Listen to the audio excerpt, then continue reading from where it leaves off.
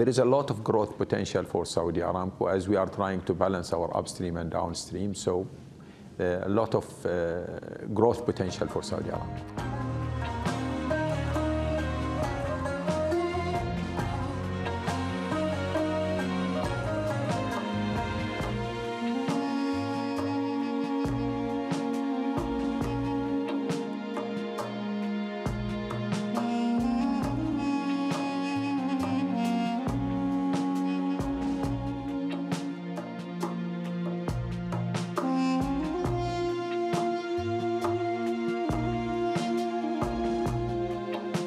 So the government is committed for the IPO, for sure.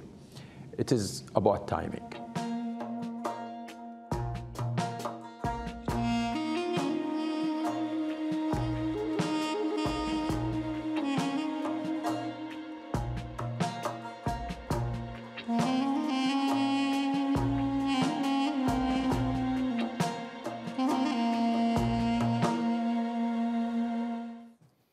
Well, let's get more now with Ellen Wald, who joins me in the studio. She's a senior fellow at the Atlantic Council's Global Energy Centre, as well as the president of her own energy consulting firm, Transversal Consulting. She's also the author of the book Saudi Inc. Ellen, good to have you in the studio for a change. Welcome. So let's start with the latest comments from Saudi Aramco's CEO. He's announced that the company wants to spend around $500 billion over the next decade to expand its business globally. What is it trying to achieve here, and where is it going to get the money? Well, Saudi Aramco is trying to reinvent itself from a national oil company into an international oil company on the scale of ExxonMobil or Chevron or Total. And so to do that, they really need to expand their downstream business. They've got incredible upstream resources in the kingdom, but they really need to expand their downstream. So they're investing an incredible amount of money in petrochemicals, in refining, and in other sorts of oil-related industries. And in terms of getting that $500 billion or so over the next 10 years, do you think it might be able to secure that level of investment? Well, so as far as we know, they're planning to self-fund this, which is really incredible considering how much money they actually spend funding the Saudi Arabian government's budget as well. Interesting. So then there's, of course, the elusive Aramco IPO. It's been on and off the table for many years now. First announced in 2016, it looked like it was getting close last year or a couple of years ago, and now it seems like it's shelved. Did we get any other idea from the CEO as to if and when it'll go ahead? So the CEO says that the IPO is still happening, but right now they're looking at 2021, and part of the reason is that they want to complete their acquisition of SABIC, which is a huge Saudi petrochemicals corporation, and right now we still don't even have a timetable for that. So I would say it's the IPO that will be at some point in the future. Interesting. Okay, and of course, Saudi Arabia is still grappling with the Khashoggi killing.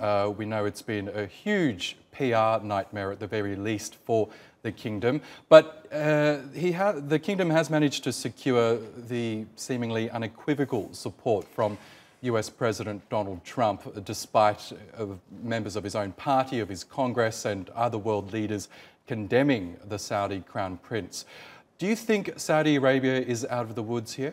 You know, I really don't think they're out of the woods, although President Trump did issue his support for Saudi Arabia, the country, as a strategic partner for the United States, which is something that I think we all expected to continue. The real question, though, is what Congress is going to do, because there does seem to be bipartisan support for some sort of movement against perhaps the Crown Prince himself or some forms of the Saudi government. And Donald Trump has indicated that he's willing to look at something that Congress puts forward. So there's definitely still to come on this subject.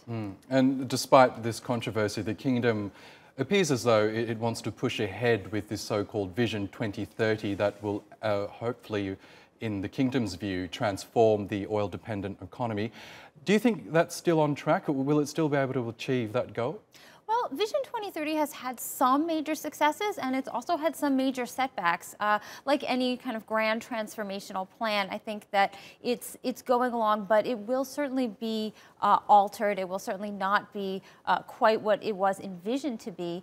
but they are still hoping to attract foreign businesses, and Aramco is really playing, it seems to me, like one of the more major roles in this now, kind of picking up where perhaps other business avenues have kind of petered out. Let's look at oil prices now. We know they've been up and down, but they have taken a battering recently. At the last OPEC meeting, Saudi Arabia made a call to other exporters to basically cut output in order to help boost prices and presumably to help boost Saudi Arabia's bottom line. Now, there is an OPEC meeting that you're attending next week as well. Do you expect Saudi Arabia to repeat those calls? I do think that they will. At the last JMMC meeting, they did mention that they would be looking at some potential cuts. I think what we're probably likely to see is something more along the lines of returning to the previous allocations that they had agreed upon. But as always, you never know. And in particular, it will depend on what Russia has to say. Yes, Russia was reluctant at the last meeting, wasn't it, to commit to this output cut. I'm wondering why, in your view, because Russia's economy is being hit hard by US sanctions as well. So why wouldn't Russia want to see a boost in oil prices, even if it means cutting production? I think it really has to do with the game that Alexander Novak, the Russian oil minister, has to play. He's got to kind of balance, on the one hand, Russian oil companies who want to increase production all the time, and then on the other hand, he's got concerns from Putin about the Russian budget. And so often he comes out very strong in favor of not cutting output, but in the end, he does tend to go along with what the rest of OPEC and Saudi Arabia in particular are looking for. Okay, we'll see how that meeting unfolds next week. Ellen Wald, good to have you in Istanbul. Thank you. Thank you.